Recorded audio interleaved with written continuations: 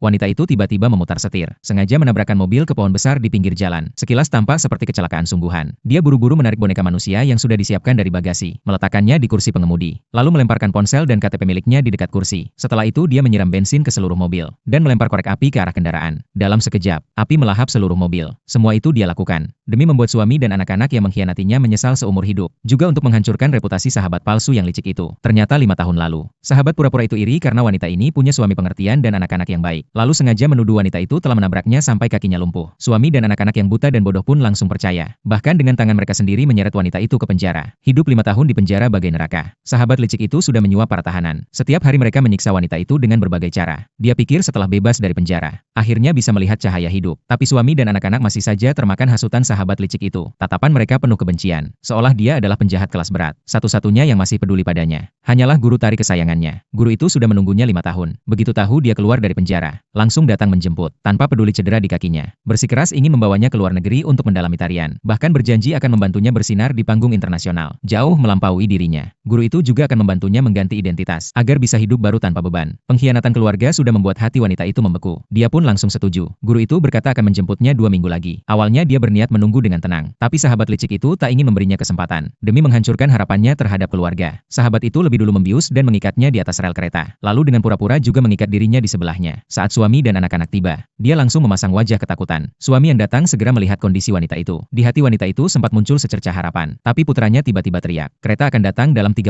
detik, dan di sekitar hanya ada satu gunting. Yang tak disangka, suami dan anak-anak justru kompak menyelamatkan sahabat licik itu. Wanita itu benar-benar putus asa. Rasa ingin hidup membuatnya mati-matian berjuang, dan akhirnya tepat 1 detik sebelum kereta lewat, dia berhasil menarik kakinya keluar. Dengan tubuh penuh luka, dia pincang pulang ke rumah. Namun sahabat licik itu malah memfitnah bahwa semua itu hanyalah sandiwara wanita itu untuk menguji cinta suaminya. Dia bahkan berpura-pura murah hati, meminta semua orang tidak menyalahkan wanita itu. Lalu diam-diam mencengkeram pergelangan tangannya yang terluka, dan saat tak ada yang melihat, mendorongnya ke dalam kolam. Suami dan anak-anak tahu wanita itu tak bisa berenang, tapi tetap cuek, membiarkan dia tenggelam dan pergi bersama sahabat licik. Untung saja tetangga melihat kejadian itu, dan segera membawanya ke rumah sakit. Kali ini wanita itu benar-benar mati rasa. Dia menelepon gurunya, meminta dipesankan tiket pesawat untuk segera pergi. Di saat itulah, suaminya tiba-tiba muncul, mengatakan dia akan menikahi sahabat licik itu, karena wanita itu sudah merawat dirinya dan anak-anak selama bertahun-tahun, dan sudah waktunya memberi status resmi. Wanita itu jelas menolak, tapi tak disangka, detik berikutnya sahabat licik sudah tergeletak di bak mandi, berpura-pura bunuh diri dengan menyayat pergelangan tangan. Suaminya langsung panik, mengatakan apapun yang terjadi, dia akan tetap menikahi wanita itu. Saat mereka pergi sambil menggendong sahabat licik, wanita itu melihat cairan merah di samping bathtub. Ternyata hanya obat merah. Trik murahan yang hanya bisa menipu orang-orang bodoh seperti mereka. Lalu wanita itu pun membakar semua foto bersama suaminya. Tak lama kemudian, suaminya datang lagi dengan wajah pura-pura sedih, mengaku meski akan menikah dengan sahabat itu, tapi hatinya